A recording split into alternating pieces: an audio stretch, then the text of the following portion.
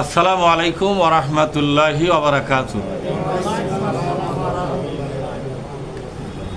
আউযু বিল্লাহি মিনাশ শাইতানির রাজীম। বিসমিল্লাহির রহমানির রহিম। ওয়া ইয আখাযাল্লাহু মিসাকাল্লাযীনা উতুল কিতাবা লাতুবায়্যিনুন্নাহু লিন-নাসি ওয়ালা তাকতুমুনাহু ফানাবাযূহু ওয়ারা'a যুহুরিহিম ওয়াশতারাউ বিহি সামানান কলীলা ফাবিইসা মা ইয়াশতারুন। আমরা আল্লাহর দরবারে শুকরিয়া আদায় করি, বলি আলহামদুলিল্লাহ। সালাত এবং সালাম বিশ্ব নবীর প্রতি, সকলে বলি সাল্লাল্লাহু আলাইহি ওয়াসাল্লাম। সম্মানিত কোরআন প্রেমিক দ্বীনী বন্ধুগণ, আমি আপনাদের সামনে পবিত্র কোরআনের 3 নম্বর সূরা আলে ইমরানের শেষ রুকু থেকে একটি আয়াত আমি পড়ে শোনালাম। আসলে এই আয়াত থেকেই আমরা আমাদের প্রয়োজন আলোচনা করব, বলেন ইনশাআল্লাহ। এই সূরাটি মাদানী সূরা। এর আয়াত সংখ্যা হলো মোট 200টি, 20টা মাত্র রুকু। এই 20 রুকু বিশিষ্ট এই সূরাটি নাযিল হলো কখন? বিশ্বনবী যখন মদিনায় গিয়ে রাষ্ট্রপতির দায়িত্ব গ্রহণ করেছেন। এখানে রাষ্ট্র পরিচালনার জন্য বিভিন্ন কথা এখানে আল্লাহ পাক সন্নিবেশিত করেছেন এবং ইহুদি খ্রিস্টানদের বিভিন্ন প্রশ্নের জবাব এই সূরার মধ্যে আল্লাহ তাআলা ঢুকে দিয়েছেন। কারণ আলহামদুলিল্লাহ, এখানে ঈসা আলাইহিস সালামের ব্যাপারে আলোচনা, ইয়াহইয়া আলাইহিস সালামের ব্যাপারে আলোচনা, এরপরে আপনার হযরত জাকারিয়া আলাইহিস সালামের ব্যাপারে আলোচনা, হযরত মরিয়ম আলাইহিস সালামের দায়িত্বভার কে নেবে, এগুলো বিষয়ে নানাবিধ বিষয় এবং মুনাফিকদের বিষয়ে মোটামুটি একটা বড় আলোচনা এর মধ্যে আছে। মুনাফিক কারা এবং তাদের পরিচয় কি, জরুরি অনেক বিষয়ই আল্লাহ তাআলা এই সূরার মধ্যে আলোচনা করেছেন। তার একটা আয়াত আমি আপনার সামনে উপস্থাপন করলাম একের শেষের দিকে। আল্লাহ পাক বলছেন, ওয়াইজ আখাযাল্লাহু মিসাকা, আল্লাহ যখন অঙ্গীকার গ্রহণ করলেন, আখাযা মানে গ্রহণ করা, অঙ্গীকার গ্রহণ করলেন কার কাছ থেকে? আল্লাযীনা উতুল কিতাব, আল্লাযীনা উতুল কিতাব, যাদেরকে কিতাব দেওয়া হয়েছিল। অর্থাৎ আসমানি কিতাব প্রাপ্ত কিছু জাতি আছে, দুনিয়ার যে ইহুদি খ্রিস্টানরা আছে না, এরা কিন্তু আসমানি কিতাব প্রাপ্ত জাতি। এদের কাছ থেকে আল্লাহ পাক একটা অঙ্গীকার নিয়েছিলেন। আল্লাহ পাক বললেন, আসমানি কিতাব লাভ করার পরে এই জাতি এই কিতাবের প্রতি ঈমান এনেছিল।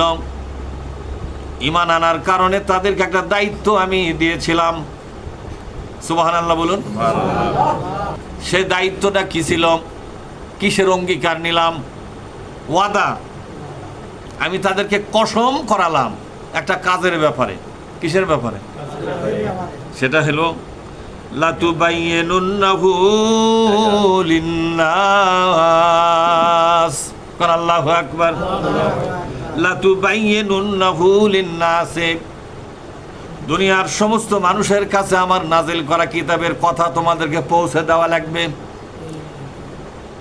তোমরা যদি সত্যিকার ঈমানদার হতে চাও, তোমাদের ঈমানের দাবি অনুযায়ী ঈমানটাকে প্রমাণ করার জন্য একটা কাজ করে তোমাকে দেখাতে হবে তোমার ঈমানটা সত্য।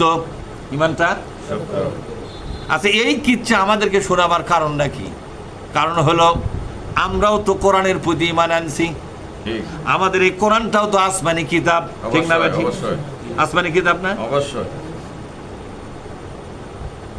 ওরা যদি তাওরাত কিতাবের প্রতি ইমানদার হয়ে আহলে কিতাব নাম ধারণ করে, ওরা যদি ইনজিল কিতাবের উপর ইমান আনার কারণে যদি আহলে কিতাব হয়, আমরাও তো কোরআনের প্রতি ইমান এনেছি, তাহলে আমরা কি আহলে কোরআন? তাহলে আহলে কোরআন বা আহলে কিতাব তো আমরাও, ঠিক না? আহলে কিতাব আল্লাহর নাজিল করা কিতাবের আমরা হলাম বাহক, ধারক। আল্লাহ পাক বললেন, ও ইহুদি খ্রিস্টান না, শোনো, এখন তো ইহুদি খ্রিস্টান, কিন্তু তখন তো সব ছিল কি মুসলমান। বনি ইসরাইল নাম, কি নাম জোরে? বনি ইসরাইল। বনি ইসরাইল নাম। ও বনি ইসরাইলেরা, তোমরা তো আমার নাজিল করা কিতাবের প্রতি ঈমান এনেছো, তাওরাতকে মেনে নিয়েছো, ইনজিলকে মেনে নিয়েছো, জবুরকে মেনে নিয়েছো। তোমাদের ঈমানটাকে সত্য প্রমাণ করার জন্য একটা কাজের দায়িত্ব নিতে হবে। এ ব্যাপারে তোমাদের কসম খাওয়া লাগবে। কি খাওয়া লাগবে? কসম। কসম খাওয়া লাগবে। কাজটা যে তোমরা করবে সে ব্যাপারে একটা চূড়ান্ত কসম তোমাদের খেতে হবে, তাহলে তোমাদের ঈমানটা সত্য। তাহলে তোমাদের ঈমানটা কি? জোরে বলুন। সত্য ঈমান।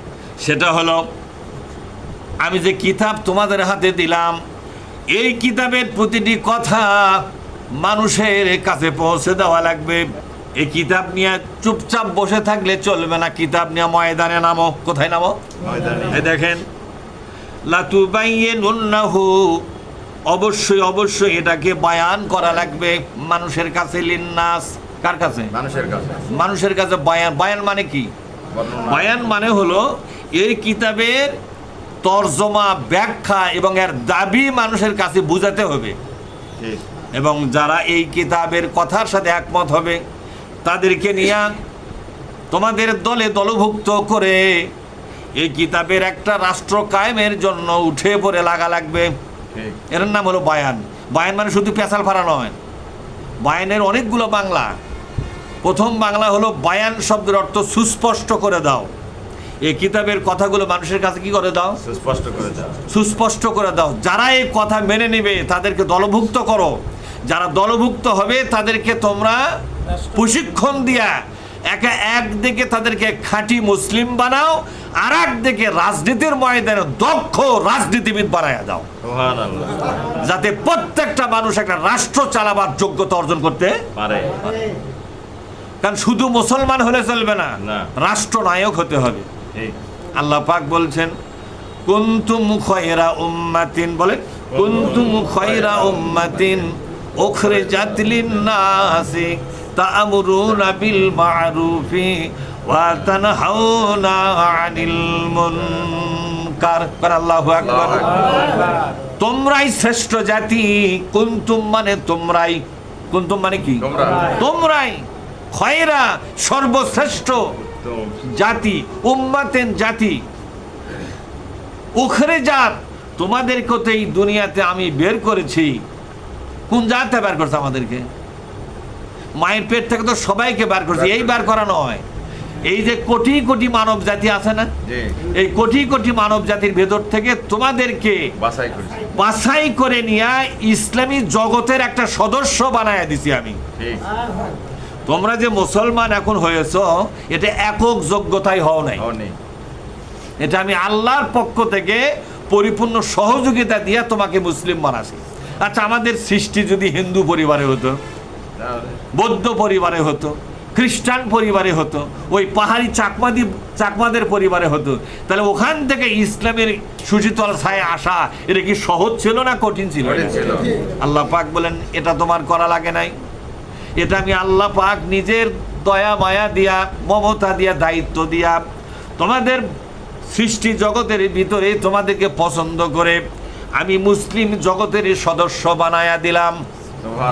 তোমাদের কাজ হলো লিন্নাস, এই দুনিয়ার গোটা মানব জাতির দায়িত্ব তোমাদের নেওয়া লাগবে। এই দুনিয়ার সমস্ত মানব জাতির শাসকের দায়িত্ব তোমরাই নিবে। এজন্যই তোমাদেরকে বাছাই করে এনেছি। তোমরা আমার বাছাই করা লোক। তোমাদের কাজ হচ্ছে গোটা মানব জাতির শাসনভারের দায়িত্ব নেওয়া। অনেক লোক বলে যে কোরআনের মধ্যে রাজনীতি পাওয়া যায় না খুঁজে। কি কোরআন পরিচার বুঝলো তাহলে? আর আলহামদু সূরা থেকেই তো রাজনীতি শুরু। ঠিক। ইয়াকা নাবুদু ওয়া ইয়াকা নাস্তাইন। এদের রাজনীতি শুরু হয়ে গেল। তোমার গোলামি করি, পৃথিবীর কারো গোলামি করি না। সোজা সাপটা কথা। তো গোলামি মানে কি? কারো হুকুম মেনে চলা। কারো হুকুম মেনে চলা মানে তুমি আল্লাহ ছাড়া কোনো বিষয়ে, কি ব্যক্তিগত বিষয়ে, কি রাজনীতির বিষয়ে, কি সামাজিক বিষয়ে, কি রাষ্ট্রীয় বিষয়ে, কি আইন আদালতের বিষয়ে, কোনো একটা বিষয়ে তুমি আল্লাহ ছাড়া কারো হুকুম মানি না। নামাজের সময় তোমার হুকুম মানি, রাজনীতির সময় জলিমুদ্দির কথা মানি। এরকম লম্পট মার্কা লোক আমি নয়। কোনো মহিলা যদি বিবাহ বসার পরে স্বামীর কথা শোনে 4 ঘন্টা আর 20 ঘন্টা মানুষের কথা শুনে বেড়ায়, এই মহিলার ভাত হবে না? কথা কন না কেন? তাহলে ব্যক্তিগত জীবনে যত ইবাদত আছে সবগুলি ইবাদত করতেছেন কার হুকুমে? আল্লাহ। এখন তো আল্লাহর কথা ঠিকই শুনতেছেন। আল্লাহর কথাই রুকু, আল্লাহর কথাই সেজদা, আল্লাহর কথাই সালাম ফিরানো, তাশাহুদ পড়া, কথা ঠিক না? কিন্তু ওই আল্লাহ রাজনীতি যখন করতে গেছেন তখন আল্লাহ কোথায় গেছে? হারে গেছে না। তখন আপনি কার হুকুমে রাজনীতি করতেছেন? মানুষের তাগুত। আল্লাহ পাক বলছেন কিতাবুন আনজালনাহু ইলাইকা, এই কিতাব আমি তোমাকে দিলাম। কাকে দিলাম? তোমাকে দিলাম। কেন দিলাম? শেষের দিকে আল্লাহ বলেছেন লিতাহকুমা, বলেন লিতাহকুমা বাইনান নাসি বিমা আরাকাল্লাহ। ওগো নবীজি, যে কিতাব আমি তোমাকে দিলাম, এই কিতাব শুধু নামাজের জন্য দেইনি। এই কিতাব দিয়ে শুধু রোজা করবে সেটাই শুধু আসল নয়, আরো কিছু কাজ আছে। কাজটা হলো এই যে দুনিয়ার সমস্ত মানব জাতির উপরে শাসন চালাবে তুমি আমার কোরআন দিয়া। কি দিয়া জোরে কোন? কোরআন দিয়া তুমি রাজনীতি করবে, কোরআন দিয়া সংসদ চালাবে, কোরআন দিয়া বিচার চালাবে, কোরআন দিয়া শিক্ষা ভবন চালাবে, কোরআন দিয়া অর্থনীতি চালাবে, কোরআন দিয়া দেশের প্রত্যেকটা সেক্টরে আমার কোরআনের বিধানকে তুমি কার্যকর করবে। এই কোরআন শুধু তোমাকে নামাজের জন্য দেয়নি আর পরে পরে সওয়াব কামাইয়ের জন্য শুধু দেয়নি, এর আরো অনেক কাজ আছে, আরো অনেক কাজ আছে। সব ভুলে গেলে। নামাজের সময় আমরা আল্লাহর লোক, ঠিক না? কার লোক? আল্লাহ। নামাজের সময় একটা দোয়া পড়ি না যায় নামাজে দেয়, যদিও দোয়াটা পড়া বাধ্যতামূলক কিন্তু নয়। আপনি যায় নামাজে বিসমিল্লাহ বলে খারাপ হবেন শেষ। আর যদি অতিরিক্ত বলেন ওই ইন্নী ওয়াজ্জাহাতু যায় নামাজের দোয়া নয় কিন্তু। এটা হলো কোরআনের একটা আয়াত, এটা হচ্ছে ঈমানের ঘোষণার আয়াত। কিসের ঘোষণা? ঈমানের। ইন্নী ওয়াজ্জাহাতু, এই ঘোষণা দিয়েছিলেন সর্বপ্রথম হযরত ইব্রাহিম আলাইহিস সালাম। শিরক থেকে মুক্ত হওয়ার ঘোষণা, বেদাত থেকে মুক্ত হওয়ার ঘোষণা। দুনিয়ার সব শাসক, সব নেতা নেত্রী, সমস্ত দেবতা, সমস্ত তন্ত্রমন্ত্র, মতবাদ, আদর্শ, নীতিমালা সব কিছুকে চিরদিনের জন্য বর্জন করার ঘোষণা দিয়া আল্লাহর পক্ষে আসার জন্য এই কথাটা দিয়ে ঘোষণা দেওয়া হয়। আর আমরা নামাজের মধ্যে বলি, মনে করছি হাদিসে আছে, এটা হাদিসে নাই, এটা যায় নামাজে পড়ার দোয়া, এটা হাদিসেই নাই, এটা এমনি এমনি চালু হয়ে গেছে কাম্পা করে। কিন্তু চালু হোক, কথাটা তো খারাপ নয়, কথাটা কিন্তু খারাপ নয়, কিন্তু এটা পড়া কোনো হচ্ছে কোনো সওয়াব না, সওয়াব আছে না। বিশ্ব নবী বলেনি যে এটা বলো, কিন্তু আমাদের মধ্যে এমনি চালু হয়েছে। কিন্তু চালু হোক, কথাটা কিন্তু ভালো না, অত্যন্ত শিক্ষামূলক। ভালো তো, কিন্তু এই কথা বলার পরে তো অন্য কোনো রাজনীতি করা হারাম হয়ে যাবে। এই কথাটাই হচ্ছে অন্য রাজনীতি, 22 তালাক দেওয়ার ঘোষণা। এই কথা আমি আর কোনো দল করব না, আর কোনো পার্টি করব না, দুনিয়ার কোন মানুষের তৈরি করা রাজনীতি করব না। ইন্নী ওয়াজ্জাহাতু, আজ থেকে সোজা হয়ে গেলাম। কি হয়ে গেলাম? ওয়াজহুন মানে কি?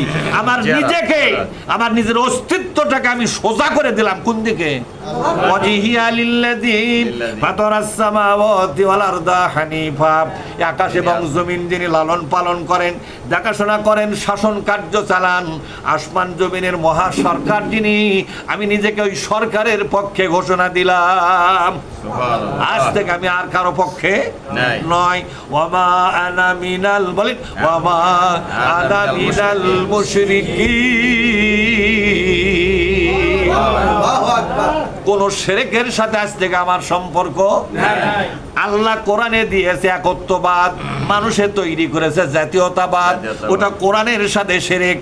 ঠিক তাহলে এই দোয়া বলার পরে তো আর জাতীয়তাবাদের দিকে যাওয়া যাবে না। সে না দোয়া তো পড়া ফজিলত, কিন্তু কামটা কি করেছেন এটি? এই দোয়া পড়ার পরে কেউ যদি ধর্মনিরপেক্ষতাবাদের রাজনীতি করে, এ সরাসরি আল্লাহর সাথে বিশ্বাসঘাতকতা করলো। মাফি আর মুখের কথার কোনো দাম নাই, ঠিক আর মুখের কথার কোনো দাম নাই দাম নাই। তাহলে এ তো বলেই দিল আমি আর দুনিয়ার মানুষের বানানো কোনো মতবাদের দিকে নাই। এই কথা বলার পরে নামাজ পড়ে দেখো যে কেরে নেতা আছে, এ শালা কয় নম্বর সিটার এটা, কেন এখন নেতা খুঁজিস কারে? তুই কে বলি না কয় আলু ওগুলো সব তালাক দিনু। তালাক দেওয়ার পরে সেই বইয়ের কাছে যখন কেউ যায়, ও গায়ের লোক ধরলে কি করবে?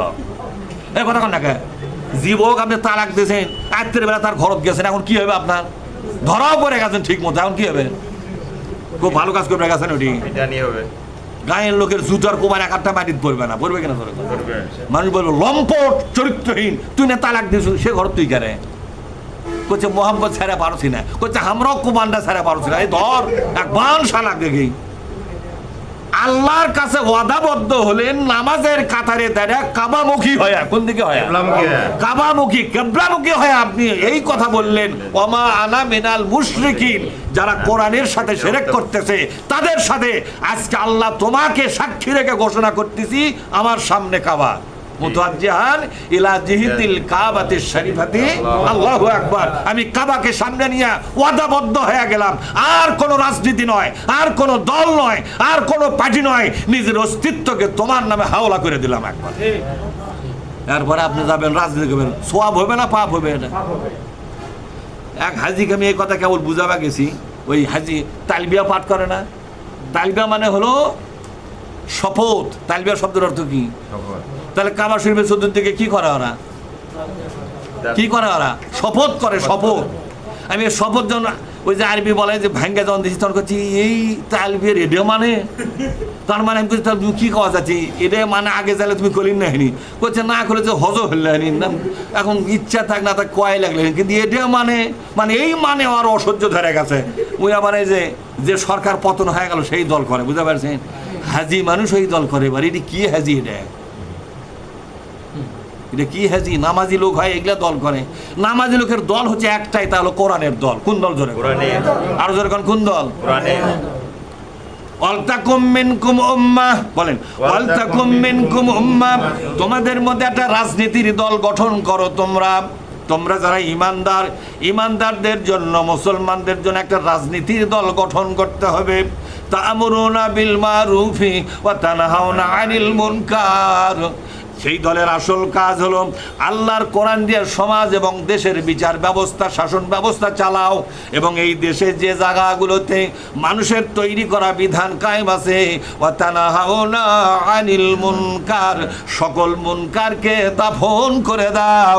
রাজনীতির ময়দান থেকে মানুষের তৈরি করা আদর্শ, মতবাদ, রাজনীতি মাটির তলে দাফন করে দাও। জানাজা ছাড়া, কি ছাড়া? আর কোনো জানাজা হবে? ফেরাউনের দাফন হয়েছে, জানাজা হয়েছে? আবু জেহেলের দাফন হয়েছে, জানাজা হয়েছে?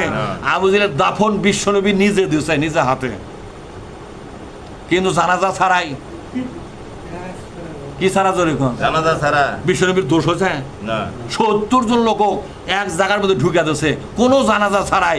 ঢুকে দেওয়ার পর বলছে আল্লাহর, এ আবু জেহেল, আল্লাহ তোমার সাথে যে ওয়াদা করছে তা তুমি পাঁচও ঠিক মতে? আল্লাহ ওয়াদা কি করছে? এই কোরআনের পক্ষে যারা তারা জান্নাতি হবে, আর কোরআনের বিপক্ষে যারা তারা জাহান্নামী হবে। এটা হলো আল্লাহ পাকের ওয়াদা। নবী আমার বলেন, ও আবু জেহেল, ও 70 জন নেতার নাম ধরে ধরে বললেন। তার নিজের গোষ্ঠীর কিছু লোকও ছিল, নাম ধরে ধরে যখন বলতেছিলেন, পিছন থেকে আবু বকর সিদ্দিক অথবা হযরত ওমর রাদিয়াল্লাহু তাআলা আনহুম আজমাইন, এই সমস্ত সাহাবাদের বিরুদ্ধে কিছু সাহাবা এসে বললেন, ওগো রাসূল, মৃত্যু মানুষ তো কথা শোনে না, কিন্তু আপনি যে তাদেরকে শোনাচ্ছেন ওরা কি শুনতে পাচ্ছে?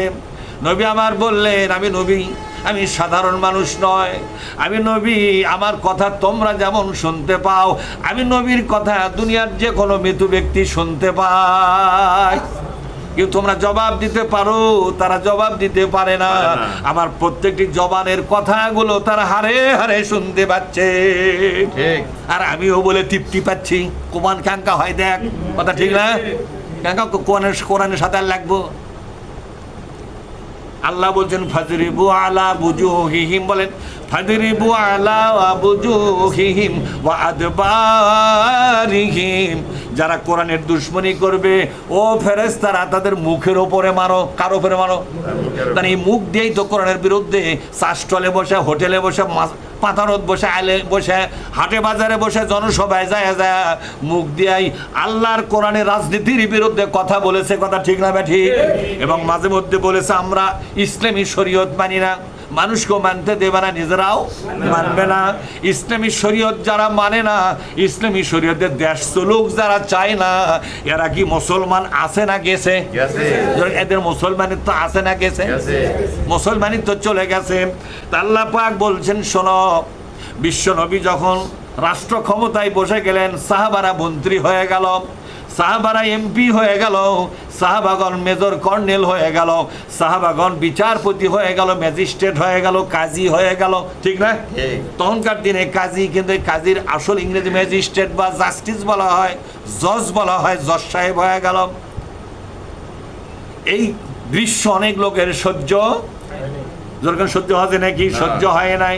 বিশ্বনবী তখন অনেক মুসলমানকে একত্র করে বলল, যাও রে যাও, আল্লাহর কোরআনের দাওয়াত নিয়ে দুনিয়ার মানুষের কাছে চলে যাও। গ্রুপ করে করে বিশ্বনবী সাহাবাদেরকে পাঠায় দিতেন। একদিকে তিনি রাষ্ট্র শাসন করতেন, আর একদিকে আল্লাহর কোরআনটাকে দুনিয়ার সব জায়গায় পৌঁছাবার দায়িত্ব পালন করেছেন। যেরকম সুবহানাল্লাহ। আল্লাহ পাক বলছেন, শোনো, এই যে বনি ইসরাইল, এদের কাছ থেকে আমি অঙ্গীকার নিয়েছিলাম যে আমি যে কিতাব নাজিল করেছি, কিতাবের কথা, এটা নিয়ে চুপচাপ থাকলে চলবে না। আল্লাহ পাক সর্বপ্রথম আমাদের নবীকে যখন নবী বানালেন, 5টা মাত্র আয়াত দিয়েছেন। কয়টা আয়াত? 5টি। ইকরা বিসমি রাব্বিকাল্লাযী খালাক, খালাকাল ইনসানা মিন আলাক, ইকরা ওয়া রাব্বুকাল আকরাম, আল্লাযী আল্লামা বিল কলম, আল্লামাল ইনসানা মা লাম ইয়ালাম। এই 5টা আয়াত তার হাতে তুলে দিয়া ঘোষণা দেওয়া হলো, ওগো নবী, আজ থেকে আল্লাহ পাক আপনাকে বিশ্ব নবী বানায়া দিলেন। যখন সুবহানাল্লাহ, আখিরি জামানার পয়গম্বর হিসেবে আল্লাহ পাক আপনাকে মনোনীত করেছে। আপনি হলেন এই দুনিয়ার সমস্ত মানুষের জন্য একমাত্র রাসূল হয়ে গেলেন কিয়ামত পর্যন্ত। সুবহানাল্লাহ বলবেন না? এরপরে বিশ্ব নবী সেখান থেকে আসতেছিলেন, আসার সময় মাঠের ভেতর দিয়ে আসতেছিলেন, হঠাৎ করে উপরের দিকে দেখতে পেলেন একটা কে যেন বসে আছে বিশাল একটা চেয়ারের মধ্যে। তিনি ভয় পেয়ে গেলেন। আকাশে ঝুলন্ত চেয়ার, চেয়ারটা মনে হচ্ছে আকাশ পর্যন্ত গেছে তার মাথা। সেখানে যিনি বসা আছেন সেও মনে হয় আকাশ পর্যন্ত গেছে, এত বড় চেহারা। ভয় পেয়ে তিনি ঘরের মধ্যে ঢুকে পড়লেন। হযরতে খাদিজাতুল কুবরা রাদিয়াল্লাহু তাআলা আনহাকে বললেন, ওগো খাদিজা, জাম্মিলুনি জাম্মিলুনি ইয়া খাদিজা, ও খাদিজা, চাদর দাও, কম্বল দাও, আমাকে ভয় লাগতেছে। খাদিজা তাকে কম্বল দিয়ে ঢেকে দিলেন। কিছুক্ষণ পর যে লোকটাকে পাহাড়ের মধ্যে দেখেছিলেন, ওই মানুষটাই তার ঘরের মধ্যে এসে বলছেন, ইয়া আইয়ুহাল মুদ্দাসসির কুম ফাআনজির ওয়া রাব্বাকা ফাকাব্বির ওয়া সিয়াবাকা ফাতাহহির। জোরে কোন আল্লাহু আকবার। ও কম্বল জড়ানো মানুষ, তোমাকে নবী বানানো হয়েছে, তোমার হাতে আল্লাহ পাক কোরআন নাজিল করা শুরু করেছে। কোরআন পাওয়ার পরে, কোরআন নেওয়ার পরে, কোরআনের দায়িত্ব নেওয়ার পরে আর ঘরের মধ্যে বসে থাকা যাবে না। নবী হও, রসুল হও, মুমিন হও, আর যাই হও, কোরআনের প্রতি ঈমান আনার পরে কোরআন নিয়ে আর বসে থাকা যাবে না। এ কোরআন নিয়ে ময়দানে নামো। কুম ফাআনজির, বলেন কুম ফাআনজির, তুমি দাঁড়াও, ওঠো, পরিকল্পনা করো, এগিয়ে যাও। যেখানে দাওয়াত দিলে উপকার হবে, ফাযাক্কির ইন নাফাতিজ যিকরা, বলে ফাযাক্কির ইন নাফাতিজ যিকরা সায়াযাক্কারু মান ইয়াখশা। যেখানে দাওয়াত দিলে উপকার হবে সেখানে দাওয়াত দাও, তবে ভালোভাবে জেনে রাখো সকলেই তোমার দাওয়াত কবুল করবে না। সায়াযাক্কারু মান ইয়াখশা, যারা আল্লাহকে মনের দিক থেকে বাস্তবিক অর্থে ভয় পায়, আল্লাহর লানতকে ভয় পায়, আল্লাহর জাহান্নামকে ভয় পায়, আল্লাহর আযাব গজবকে যারা ভয় পায়, এই লোকগুলাই শুধু কোরআনের দাওয়াত কবুল করবে। এই গোপন কথা বলে দিল কে? আল্লাহ। আর এখন কে বলে দিল? আল্লাহ। সায়াযাক্কারু মান ইয়াখশা, তারাই তো দাওয়াত কবুল করবে যারা মনের দিক থেকে আল্লাহকে ভয় করে। আল্লাহর ভয় যাদের কলিজাটা ভরে গেছে, তারা ছাড়া এই কোরআনের দাওয়াত এই দুনিয়ার কেউ কবুল করবে না। কার কথা? আল্লাহ। জোরে বলুন না, কার কথা? আল্লাহর কথা। আল্লাহর কথা। নবী আমার দাঁড়ালেন, আগায় গেলেন, চিন্তা করলেন কোথায় দাওয়াতটা দেই। সর্বপ্রথম তিনি চিন্তা করলেন দাওয়াতটা তো আমার ঘর থেকেই শুরু করা যায়। খাদিজাকে ডেকে বললেন, ওগো খাদিজা, আল্লাহ পাক আমাকে রসূল হিসেবে মনোনীত করেছেন, সুবহানাল্লাহ। তুমি কি পারো আমার প্রতি ঈমান আনার ব্যাপারে তুমি কি সিদ্ধান্ত নিবা যে কোরআন আমাকে দেওয়া হচ্ছে, কোরআনের প্রতি ঈমান আনবা নাকি?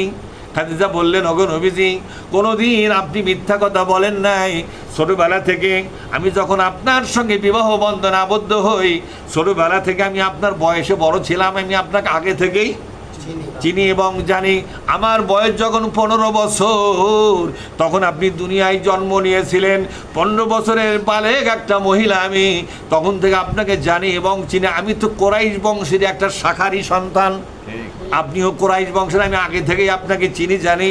সেই ছোটবেলা থেকে পর্যন্ত কোনোদিন আপনাকে মিথ্যা বলতে দেখি নাই, কোনো পরিস্থিতির মধ্যে আপনি মিথ্যা বলেন নাই। আমার কোটি কোটি টাকার ব্যবসা করতে গিয়ে একটা মিথ্যা কথা আমাকেও বলেন নাই, বাইরেও বলেন নাই। আজকে নবী হয়েছেন, রসুল হয়েছেন, এই যে ঘোষণা দিচ্ছেন আমি বিশ্বাস করে নিলাম।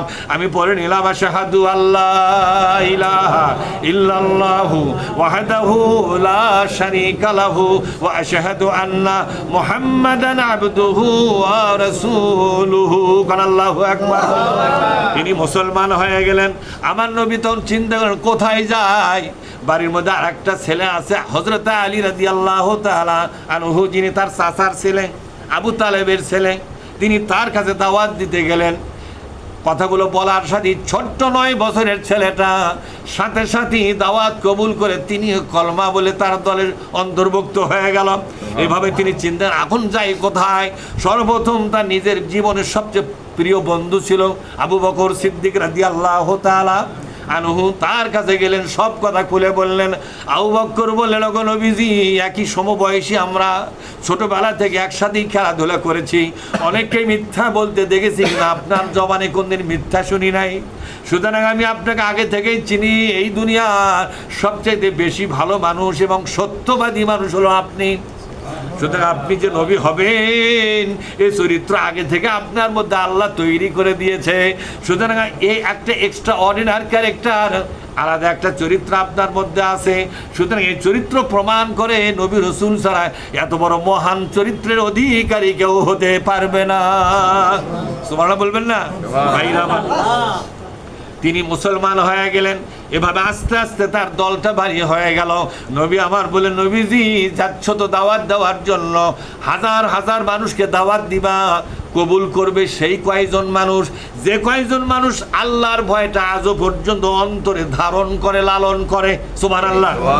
কোরআনের আলোচনা যতই শুনুক, কিন্তু আপনার দাওয়াত কেন কবুল করতেছে না? তার কারণ হলো ওর অন্তরে কোনোদিন আল্লাহর ভয় নাই, আল্লাহর আযাবের ভয় নাই, আল্লাহর গজবের ভয় নাই, আল্লাহর লানতের কোনো ভয় নাই।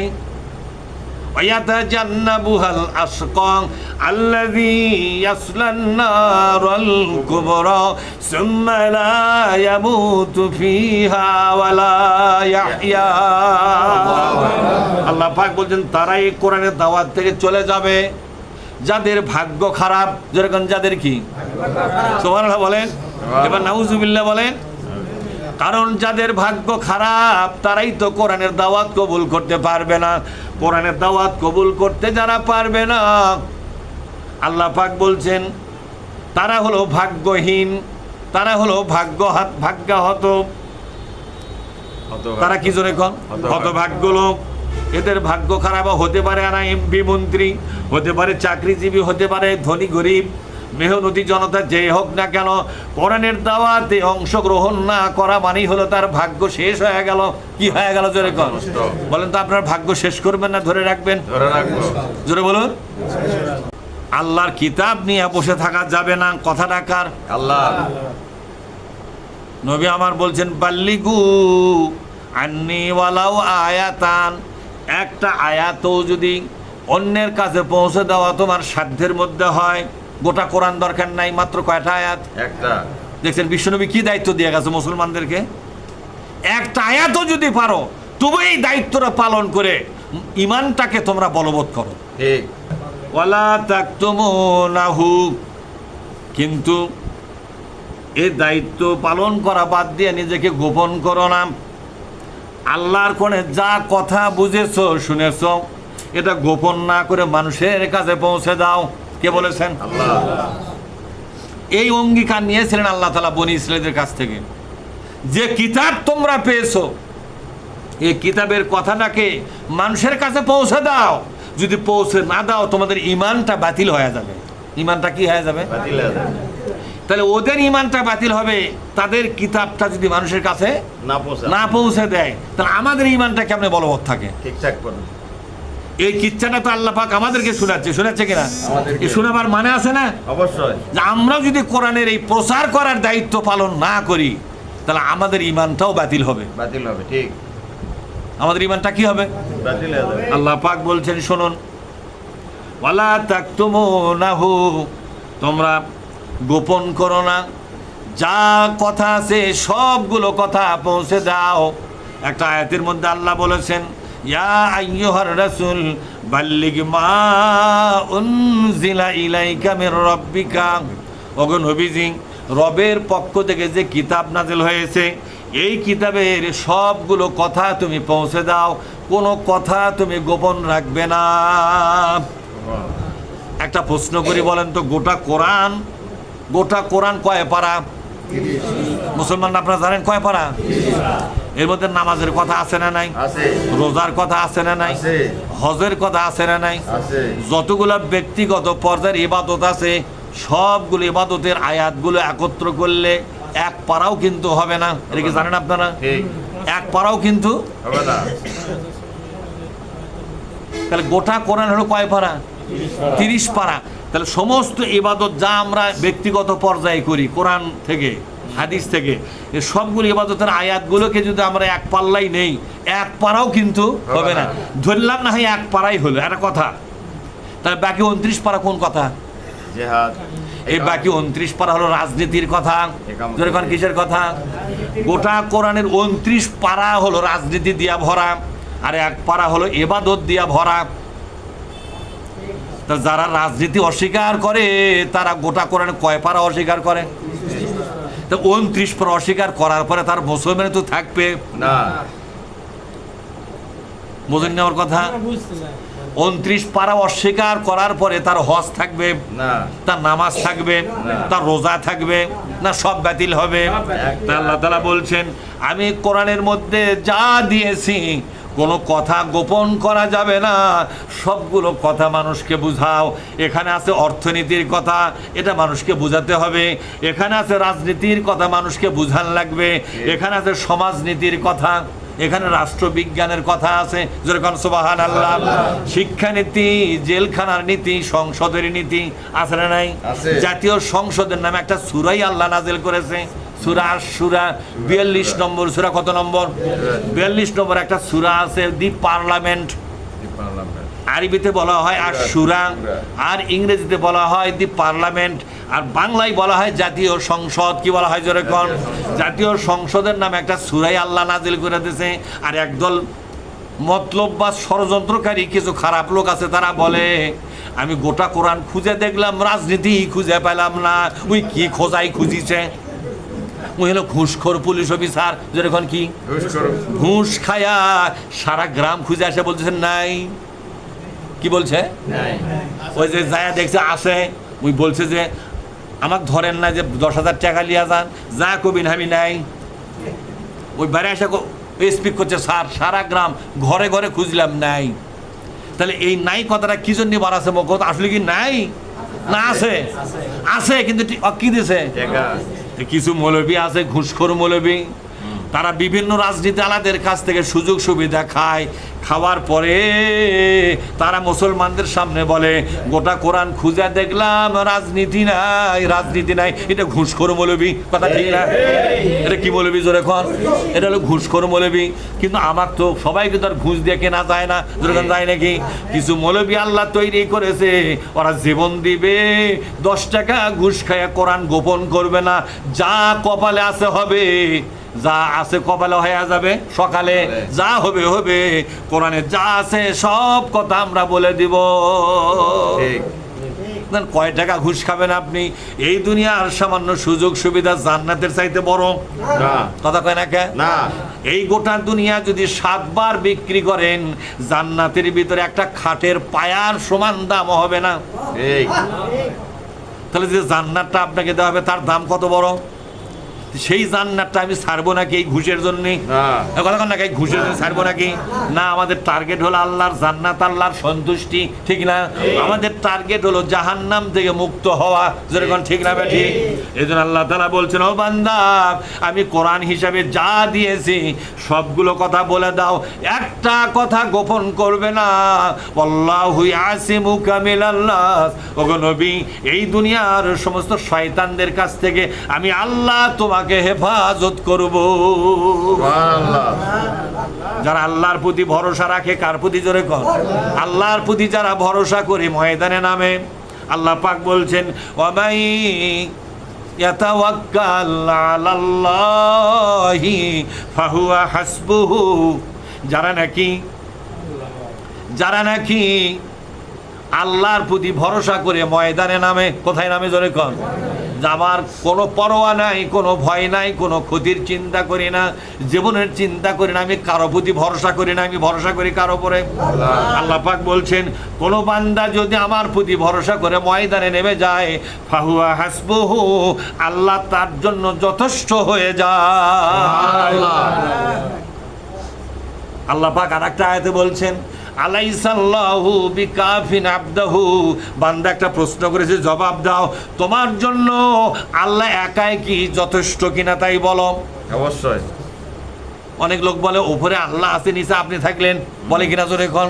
উপরে বলে কে আছে আর নিচে কে আছে? সলিবদ্দি কথা কয় না? কে উপরে যাই করছে, উপরে আল্লাহ আছে আর নিচে আপনি আছেন, একটু দেখবেন। তাহলে এখানে শক্তি কয় জায়গাত অনুভব করলো সে? আল্লাহরও শক্তি আছে। আল্লাহ উপর থেকে কিছু করে পারবে কি? নিচের ক্যাসালের মধ্যে আল্লাহ হাত দিবে আর পারবে না।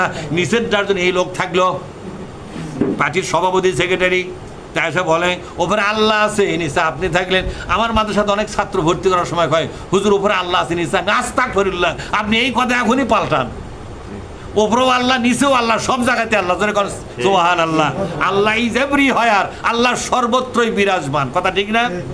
আমি ক্ষুদ্র তাই বুঝিতে পারি না, ও গো মহামহিয়ান তুমি সবখানে বিরাজমান, ঠিক না? আমি ক্ষুদ্র, আমি বুঝি না তুমি কোথায় আছো, আসলে তুমি সব জায়গায় আছো।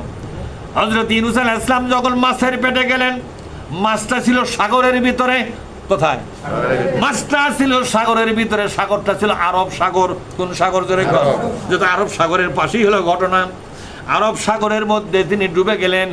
মাছটা ছিল বড় মাপের মাছ, ওই মাছটা পানির উপরে থাকে না, ও মাছটা সবসময় পানির গভীরে অর্থাৎ মাটির কাছে থাকে।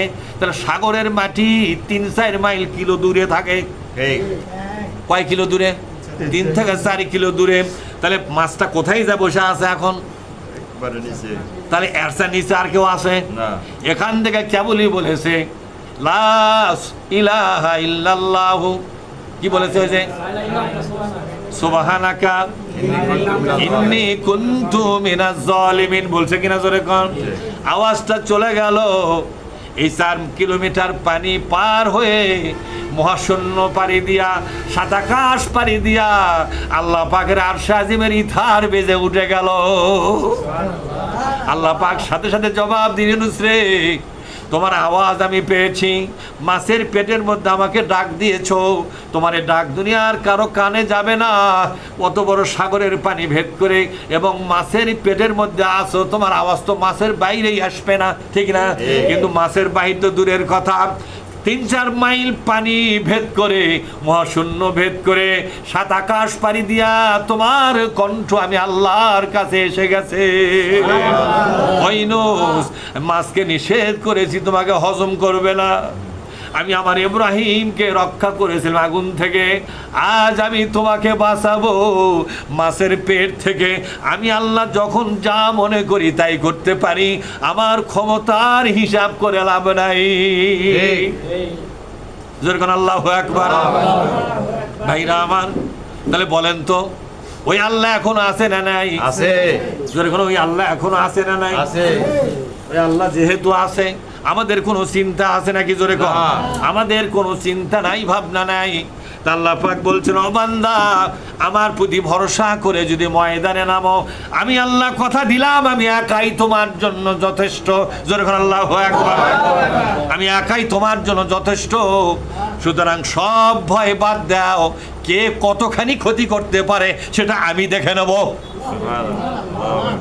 সেটা কে দেখে নেবে? জোরে কর। আল্লাহ দেখবে। ফালিয়াবুদু, বলেন ফালিয়াবুদু রাব্ব হাযাল বাইত। কোন আল্লাহু আকবার। সুতরাং এই যে কাবা ঘর দেখতে পাচ্ছ, কাবার ইবাদত করো না, কাবার মালিকের ইবাদত করো। ঠিক। কার ইবাদত? কাবার মালিকের। প্রত্যেক বছরে বছরে হজ করে কয়বার? একবার। কিন্তু বারবার কে যায়? কি জন্য বারবার যায়? বারবার এই জন্যই যায়, ওই ঘরের আকর্ষণ কিন্তু ভুলতে পারে না। এখন আল্লাহ কি বলেছেন? ঘরের আকর্ষণে এসো না, এ ঘর তোমার আল্লাহ নয়, এ ঘর তোমার কিচ্ছু করতে পারবে না, যা কিছু করবে এই ঘরের মালিকই করবে। ঘরের আকর্ষণ ভেতরে লালন করা ভালো না, আল্লাহর আকর্ষণ। আল্লাহ এই ঘরের গোলামি করতে বলছে না, আল্লাহর গোলামি করতে বলছে। তা আল্লাহর গোলামি আপনি একবার হজ করেছেন, হয়নি? তা আর একবার কি জন্য গেলেন আপনি? আপনার গ্রামে আপনার এলাকায় কি গরিব মানুষ শেষ হয়ে গেছে? না। ওই টাকাগুলো গরিবক দিলে কি তার বাড়ি ঘর ঠিক হয় না? ব্যাপার টাকা খালি বারবার দিচ্ছেন। ফরজ ছিল কয়বার? বিশ্বনবী ফরজ হজ করেছে কয়বার জীবনে? আর আপনি যাচ্ছেন কয়বার? কি পাচ্ছেন আপনি? ওমরা করেছেন আপনি একবার, যায় না 17-20 বার 50 বার ওমরা করেছেন, ঠিক না? পরের বছর করছে আবার যাবো। ওই ঘরের আকর্ষণকে মামার জীবনে যাচ্ছে না। তাহলে বোঝা গেল আল্লাহর চাইতে তার কাছে ওই ঘরটাই বড় হয়ে গেছে, ঠিক না? ঠিক। আল্লাহ বাদ চলে গেল, ঘরটাই তার কাছে আপন হয়ে গেল। অথচ আল্লাহ কি বলেছেন? ফালিয়াবুদু, বলেন ফালিয়াবুদু রাব্বা হাযাল বাইত।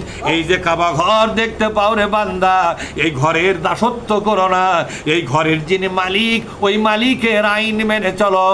এই মালিকের আইন যদি মেনে চলো, এই ঘর তোমাকে নিরাপত্তা দেবে না, এই ঘর তোমাকে খাদ্যও দেবে না। খাদ্য এবং নিরাপত্তা যিনি দিবেন তিনি কে? আল্লাযী আত'আমাহুম মিন জু।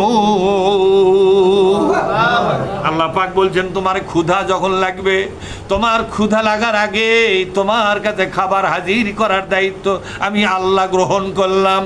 ও বান্দা, আমার কোরআন নিয়ে ময়দানে নামো, খাবারের চিন্তা করবে না, তোমার পেটটা ভরাবার দায়িত্ব আমি আল্লাহ গ্রহণ করলাম। তবে লোভ লালসা ছেড়ে দাও। কি ছেড়ে দাও? লোভ লালসা ছেড়ে দাও। অল্পতেই তুষ্ট থাকো, অল্পতেই তুষ্ট থাকো। আচ্ছা বলেন তো, আমি একটা মাদ্রাসার সরকারি চাকরি করি, কিছু বেতন পাই, তাকে দিয়ে চলতেছি। আমি ইচ্ছা করলে কি মোড়ল বাজারে একটা ব্যবসা প্রতিষ্ঠান করতে পারতাম না? তো রেজেকের এত দরজা কি জন্য খোলা লাগবে? একটা রেজেক কি আমার আসতেছে না? কথা কয় না, আসতেছে না কেন? তাহলে যে রেজেকটা আসতেছে ওই রেজেকটা নিয়েই আমি সন্তুষ্ট। আরো রেজেক আমার দরকার কি জন্য আমাকে বলেন? এত দোকান খুলছেন কি আপনারা? আল্লাহকে আর সময় দেওয়ার পারতেছেন না, পুরা সময়টা পেট আর কপাল নিয়ে বসে আছেন। কথা ঠিক না? কি মুসলমান নেই এটা রে, দরিয়া মুসলমানের দরিয়া হাজার করে। কি হচ্ছে জোরে খান? দরিয়া হচ্ছে। একেবারে মরণ ছাড়া এদের পেট কোনোদিন ভরবে না। কত ভরাতে পারবেন আপনি? ডিমান্ড ইজ আনলিমিটেড, চাহিদা শেষ নাই। চাহিদার শেষ আছে নাকি? আপনি যদি 1 কোটি টাকার মালিক হন তাহলে কি থামবেন? না। কথা কয় না, থামবেন? 10 কোটি টাকা দিলে থামবেন আপনি? তাহলে থামবেন না কতদিন? মৃত্যু পর্যন্ত। ইন্না লিল্লাহ কহ ছাড়া তো আপনি থামবেন না। কথা ঠিক না বা ঠিক? আল্লাহ পাক বলছেন আল্লাযী, বলেন আল্লাযী আতআমাহুম মিন জু। ক্ষুধা যখন লাগবে তোমার পেটটা ভরে দেওয়ার দায়িত্ব আমি আল্লাহ গ্রহণ করলাম। ঠিক। অতএব এত বেশি দাবাদাবি করার দরকার নাই। কোনো রকম রিজেক রুজি যে এসে গেছে, রিজেকটা দিয়ে তোমার কোনো হালে চলবে। কত লাগবে তোমার এটা হিসাব করো না, কতটুকু হলে চলবে সেটা হিসাব করো। হিসাব কোনটা করা লাগবে কোন তো? কতটুকু কত লাগবে? কত হলে চলবে এটা হিসাব করার দরকার আছে? না। কতটুকু না হলেই মানে কোনো রকম চলা যায় কতটুকু দিয়া, এতটুকুর চিন্তা আপনাকে করতে হবে। আপনার কত প্রয়োজন দরকার নাই, কতটুকু হলে চলা যায় এটা আপনি হিসাব করবেন। কি করবেন জোরে কোন? এটা আপনি হিসাব হিসাব করবেন, করব। তাহলে আপনি আল্লাহকে কিছু সময় দিতে পারবেন। আল্লাহ পাক কি বলেছে? যখনই তোমার জরুরি কাজটা শেষ হয়ে গেল, রিজিক অন্বেষণের, কি অন্বেষণের? রেজেক অন্য। ফাইজা ফারাগতা ফানসাব, ফাইজা ফারাগতা ফানসাব, বলেন ফাইজা ফারাগতা ফানসাব। জরুরি রিজিক অন্বেষণ করার কাজটা যখনই শেষ হয়ে গেল, ওয়া ইলা রাব্বিকা ফারগাব, আল্লাহর কাজে মনোযোগ দিয়া দাও। সুবহানাল্লাহ। তাহলে আল্লাহর কাজও করা লাগবে প্রতিদিন, ঠিক না? ঠিক। কথাটা কোরআন শরীফের মধ্যে আল্লাহ ইশারা দিয়ে বলে দিলেন, ও বান্দা তোমার হায়াতের সবটুকুন অংশ তোমার পেটের পেছনে, কিসের পেছনে? দিও না। পেটের পেছনে আর পকেটের পেছনে তুমি খাটায়ও না। কিছু অংশ খাটাও আর বাদ বাকি অংশটা আল্লাহর নামে তুমি রেখে দাও। যখন তোমার জরুরি রিজেকের কোন রকম চলার মধ্যে রিজেক অন্বেষণ হয়ে গেছে, সাথে সাথে বাদ বাকি সময়টা আল্লাহর জন্য দাও। ওয়াইলা রব্বিকা ফারগাব, সাথে সাথে তুমি আল্লাহর কাজে লেগে যাও। কার কাজে জোরে কোন? আল্লাহর কাজে। আল্লাহর কাজে লেগে যাও। আল্লাহর কাজ কোনটা? সূরা মুহাম্মাদের মধ্যে আমি দৌড়ালাম, এক এক করে 1 নম্বর থেকে শুরু করে 46 সূরা পর্যন্ত গেলাম। এরপর 47 সূরার মধ্যে যখন গেলাম, সূরাটার নাম হলো সূরা মুহাম্মাদ। কি নাম জোরে কোন? সূরা মুহাম্মাদের মধ্যে একটা আয়াত পড়ে দেখলাম আল্লাহর একটা কাজ আছে। ইয়া আইয়ুহাল্লাযীনা আমানু ইন তানসুরুল্লাহা ইয়ানসুরকুম ওয়া ইউসাব্বিত আকদামাকুম। কর আল্লাহু আকবার। ওই ইমানদারেরা আল্লাহর কাজে একটু সাহায্য করো। কার কাজে? আল্লাহর। কথা কয় না কার কাজে? আল্লাহর কাজে তোমরা সাহায্য করো। আমি আল্লাহ তোমাদের সাহায্য করার জন্য ওয়াদা করলাম। ঠিক। তোমরা যদি আমার কাজে সাহায্য করো তাহলে আমিও তোমাদের জীবনের কাজে সাহায্যকারী হয়ে যাব। অবশ্যই। এখন আল্লাহর কাজ করলে ওই আসমান বানাবে, ওই কাজে সাহায্য আল্লাহ আছে না। এটা কি ওটাও আল্লাহর কাজ? মানুষ সৃষ্টি করবে, সেটাও আল্লাহর কাজ। আল্লাহর কাজ কিনা জোরে কোন? ঠিক। তাহলে ওইগুলা কাজে কিন্তু আল্লাহ আপনার কাছে সাহায্য চায় নাই। কোন কাজে সাহায্য চেয়েছে? আল্লাহ পাক বলেছেন সূরা, এক এক করে 61 নম্বর সূরাত পার হয়ে গেলাম। ইয়া আইয়ুহাল্লাযীনা আমানু কুনু আনসারাল্লাহ। ও ঈমানদারেরা আল্লাহর কাজে সাহায্য করো, মানে হলো আমি যে কোরআন নাজিল করেছি এ কোরআন কায়েমের জন্য দলবদ্ধ হইয়া, কি হইয়া জোরে কর? দলবদ্ধ হইয়া, সংগঠনবদ্ধ হইয়া, নেতার নেতৃত্বে তোমার মাতৃভূমিতে তুমি উঠা পড়ে লাগা যাও। উঠা পড়ে ঠিক। উঠা পড়ে লাগা যাও। এটাই হলো আমার কাজ। এই কাজটা আমারই কাজ, কিন্তু তোমাকে দিয়ে আমি করে নেব। সুবহানাল্লাহ বলেন। সুবহানাল্লাহ। কাজটা আমার, নামাজটা আমার কাজ না, এটা তোমার কাজ। রোজাটা আমি আল্লাহর কাজ না, এটা তোমারই কাজ। হজটাও কিন্তু আল্লাহর কাজ না, এটা বান্দার কাজ। ঠিক। তা আল্লাহর একটা কাজ আছে, সেটা কোনটা? সেটা হচ্ছে দিন কায়েমের কাজ। জোরে কোন? কি কায়েমের কাজ? দিন কায়েমের কাজে দলবদ্ধ হইয়া তোমরা যদি ময়দানে নেমে যাও তাহলে এটাই হবে আল্লাহর কাজ। আল্লাহ এই কাজ পাওয়ার পরে তোমাকেও সাহায্য করে জান্নাত পর্যন্ত পৌঁছে দেবে। জোরে কোন সুবহানাল্লাহ। জোরে কোন না সুবহানাল্লাহ। বলেন তো আল্লাহর কাজ আপনারা করবেন? অবশ্যই। কিভাবে করবেন? আল্লাহ বলছেন শোনেন, ইন্নাল্লাহা ইউহিব্বুল্লাযীনা, বলেন ইন্নাল্লাহা ইউহিব্বুল ইউহিব্বুল্লাযীনা ইউকাতিলুনা ফী সাবিলিহি সাফফান কাআন্নাহুম বুনিয়ানুম মারসুস। আল্লাহু আকবার। সূরা সফের 4 নম্বর আয়াতের মধ্যে আল্লাহ বললেন, যারা নাকি সংঘবদ্ধ হয়ে গেল, কি হয়ে গেল?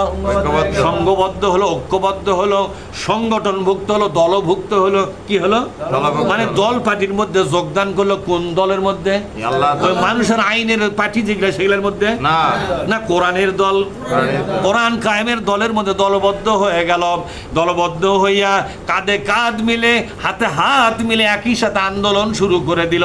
এই অবস্থা যদি চলতে থাকে, আল্লাহ বলছেন, ও বান্দা ইউহিব্বুল্লাযীনা, আমি তাদেরকে বড্ড ভালোবাসি। এই লোকটার সাথে আমার দীর্ঘ জীবনের সম্পর্ক। আমি হাদিসটা শুনেছি। বিশ্বনবী একদিন মসজিদ নববীর মধ্যে গেলেন। কোন জায়গায় গেলেন? নাইটু ভাই ভালো করে শোনেন। মসজিদ নববী কোনটা? মদিনা। এই মসজিদের মধ্যে বাড়ি থেকে বের হয়ে ঢুকলেন। ঢুকেই দেখে সাহাবারা আমার 2 দল হয়ে আছে। কয় দল? এক দল মসজিদের এক ধারে বসা, আর এক দল আর এক ধারে বসা। নবী মাঝখানে দাঁড়ায় চিন্তা করতেছে, কে এরা 2 দল হলো কেন? 2 জায়গায় বসে আছে, কারণটা কি? এরা একটা তো হতেই পারত। তিনি জিজ্ঞাসা করলেন, দেখেন নেতা কাকে বলা হয়? অন্য নেতা হলেন, এই তোরা 2 জায়গা কারে একটা বললেন। কিন্তু নবী তা করলো না। বিশ্ব নেতা কাকে বলা হয়? বিশ্ব নেতা কাকে বলা হয় দেখেন। তিনি বলেন, এই যে দেখো, আমার দিকে খেয়াল করো। সাহাবারা তাকালেন, ইয়া রাসূলুল্লাহ, সালাম কালাম হয়ে গেল। তো বললেন, আচ্ছা তোমরা এই জায়গায় বসে কি করো? তোমরা এই জায়গায় বসে কি করো? নবী আগে ধমক দিলেন না, আগে শুনবার চেষ্টা করলেন এরা আসলে কি করে, এরা আসলে তার মানে আত্মপক্ষ সমর্থনের সুযোগ কিন্তু নবী দিচ্ছিল। যে আগে ধমক না দিয়ে আগে জিজ্ঞেস করি এরা কি করতেছে। তখন এই পাশের লোকগুলা সাহাবাগণ বললেন, ইয়া রাসূলুল্লাহ, আমরা একটু জিকিরে ফিকিরে আসি। কিসে আসি? কথা কন নাকি আপনারা? আমরা একটু জিকিরে ফিকিরে আসি। কি করতেছ?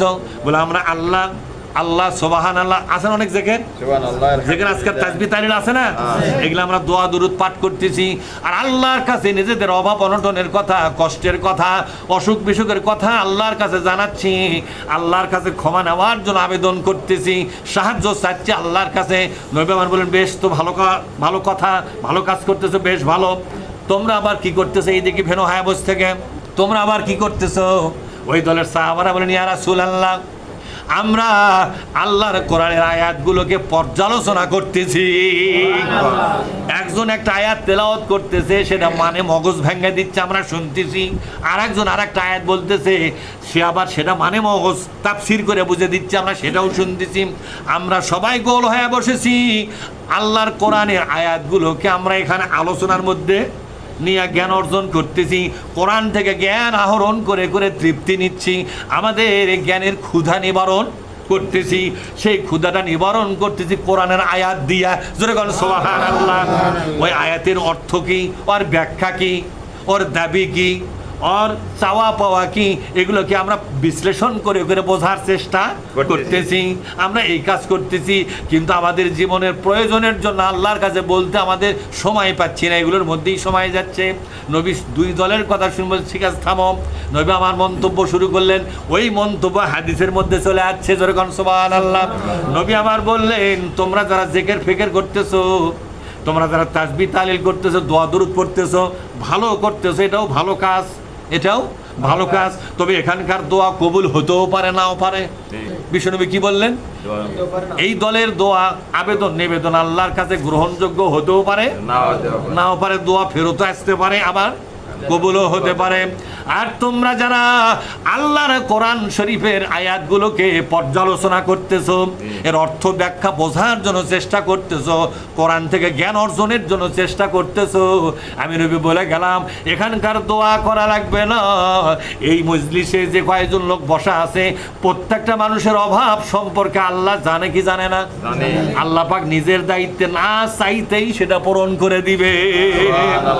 আর আমি নবী কোরআন কোরআনের দায়িত্ব নিয়ে এই দুনিয়াতে এসেছি, আমি এই কোরআনের চর্চার জায়গায় বসে গেলাম। নবী আমার ওই তাসবিহ তাই ওখানে না বসে কোথায় বসলো? তাহলে কোরআনের মাঝে দোয়া যদি নাও করেন, যে উদ্দেশ্যে আপনি বসেছেন সেই মনের কথা জানে কে? আল্লাহ। আপনার মনের দুঃখ কষ্ট জানে কে? আল্লাহ। নবী আমার বললেন কোরআনের মজলিসে দোয়া করলেও হবে, না করলেও হবে। আল্লাহ নিজের দায়িত্বে প্রত্যেক বান্দার মনের ভিতরে কি কি দুঃখ কষ্ট আছে, কি কি সমস্যা আছে, কি কি অভাব অনটন আছে, কি অস্থিরতা নিয়ে চলতেছে, এগুলো আল্লাহ জানে না জানে না? জানে। আল্লাহ পাক নবী আমার বলেন আল্লাহ তা নিজের দায়িত্বেই তা পূরণ করে দিবে। এ কথা বলে নবী কোরআন চর্চার গ্রুপের মধ্যে বসে গেলেন। এই হাদিসটা কিন্তু প্রায় আমার কাছে শুনেছে, এই জন্য ভাইয়ের কথা মনে হলো যে ওখানে কিছু দিয়ে যদি তাবারক দিয়ে যদি সবাই মিলে দোয়া করে, কোরআনের বৈঠকের দোয়া আল্লাহ কবুল করে। সুবহানাল্লাহ বলে। ফানাবাযুহু ওয়ারাআ যুহুরিহিম, কিন্তু যারা ঈমান এনেছিল আল্লাহর কিতাবের উপরে, এই দায়িত্ব পালন করা বাদ দিল, এই দায়িত্ব তারা পিছনে ফেলে দিল। কোথায় ফেলে দিল? মানে কোরআনের দাওয়াত দেওয়ার কাজটা তারা গুরুত্ব আর দিল না। ওরা মনে হচ্ছে পিছনের কাজ, রাখো ওটা পরে, ওটা আগে থাকলো দুনিয়া আর পিছনে পড়ে গেল কোরআন। যখন আগে থাকলো দুনিয়া আর পিছনে পড়ে গেল কি? কোরআন। ওয়াস্তারাউ বিহি সামানান কালিলা, এর দ্বারা দুনিয়ার সামান্য একটু লাভ বেশি হলো, একটু সুযোগ সুবিধা মজা গল্প গুজবের মধ্যে থাকে একটু বেশি মজা লাগলো।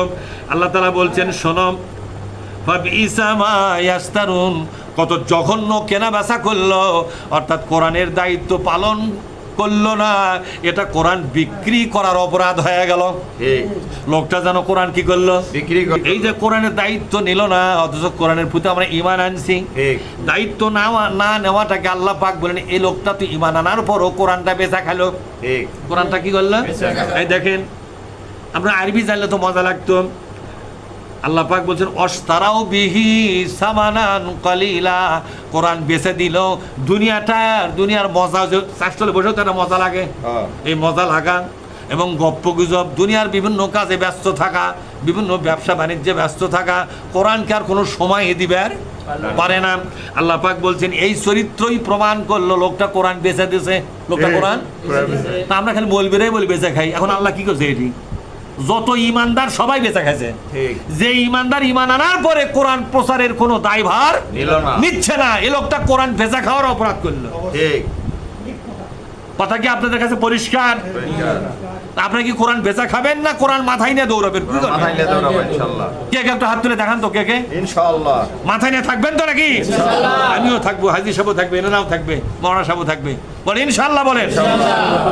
আল্লাহ তাআলা বলছেন ও বান্দা, এই বেচা কেনা কিন্তু জঘন্য হয়ে গেল, আমার পছন্দ হলো না, আমার কোরআন বেচে দিয়া দুনিয়া কিনে নিলা, এটা তোমাদের ভাগ্য কিন্তু খারাপ হয়ে গেল।